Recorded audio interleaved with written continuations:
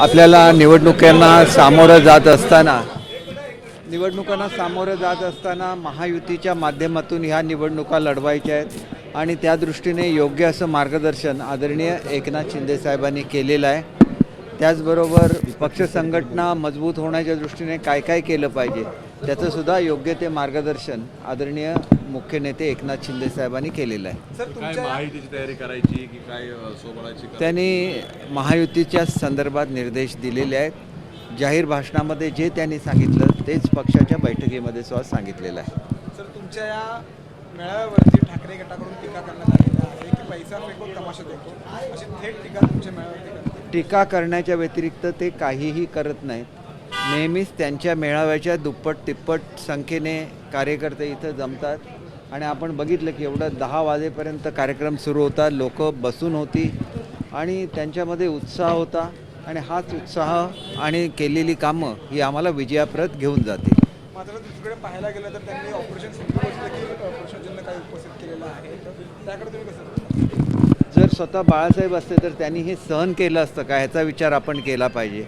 ज्यावेळेला देशाचा हिताचा विचार होतो त्यावेळेला तुम्हाला राजकारण सुचतं, हे अतिशय चुकीचं आहे।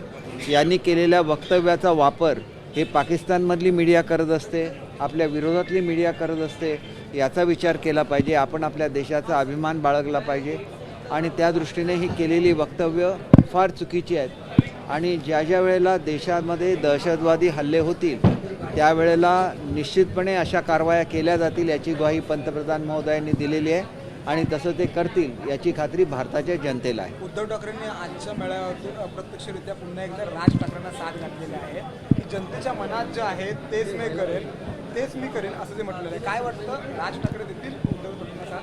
हे बघा, ते काय करतील याच्याबद्दल मी कॉमेंट करणं योग्य होणार नाही, परंतु त्यांनी ज्यावेळेला बिनशर्त पाठिंबा देऊ केलेला होता त्यावेळेला सुद्धा तो स्वीकारण्यात आलेला नव्हता, याचा विचार केला पाहिजे।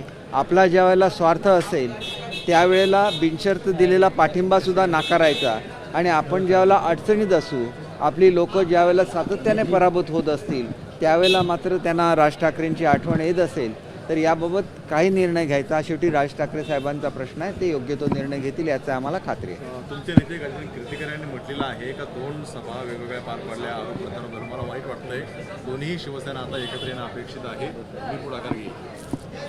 ते ज्येष्ठ नेते आहेत, ते काय बोलतात याच्यावर मी कॉमेंट करणं योग्य होणार नाही असं मला वाटतं। एबीपी माझा, उघडा डोळे बघा नीट।